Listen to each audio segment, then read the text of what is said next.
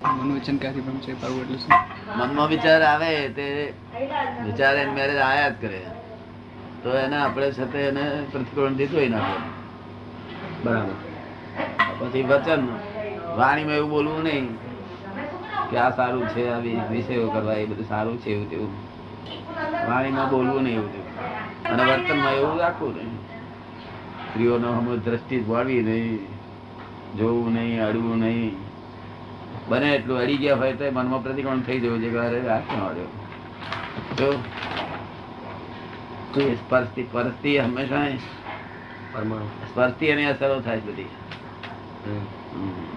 તિરસ્કાર જેવો ના કહેવાય દાદા? હે? એ તિરસ્કાર કર્યો ના કહેવાય ને?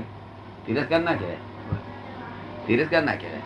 બાજુમાં બેસે છે પ્રતિક્રમણમાં તો આપણે એના આત્માને એમ કહીએ છીએ કે અમારી ભૂલ થઈ.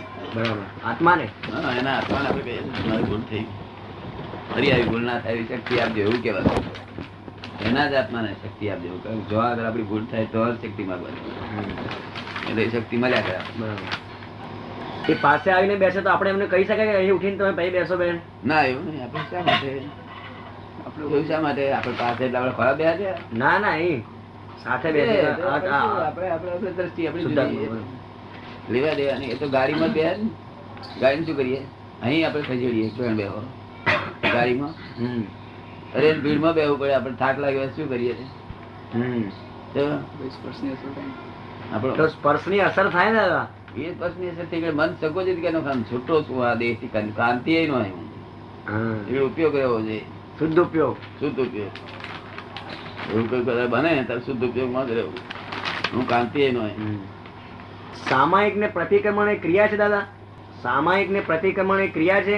ના, એ ક્રિયા નથી. ક્રિયા જ્ઞાન ક્રિયા છે. શું છે? જ્ઞાન ક્રિયા છે. જ્ઞાન ક્રિયા. આ અજ્ઞાન થી કરે છે તે અજ્ઞાન ક્રિયા, અને આ જ્ઞાન ક્રિયા. જ્ઞાન ક્રિયા છૂટે અને અજ્ઞાન ક્રિયાનું ફળ છે તે ભૌતિક સુખો મળે. મારો એવો અનુભવ છે કે સામાયિક કરવાથી જાગૃતિ બહુ વધે છે. બહુ વધે એના જેવી કોઈ. પણ હું એને ક્રિયા સમજતો હતો એટલે પછી ના, એનો વાંધો નહીં. એ તો બહુ જ્ઞાન ક્રિયા કહેવાય. જ્ઞાન ક્રિયા ખરેખર ક્રિયા કહેવામાં આવતી નથી. તમે ને આમ વ્યવહારમાં કેવું પડે. બોલવું વ્યવહારમાં કેવું પડે કે હું સામાયિક કરું છું. હા, ના, જ્ઞાન ક્રિયા. જ્ઞાન ક્રિયા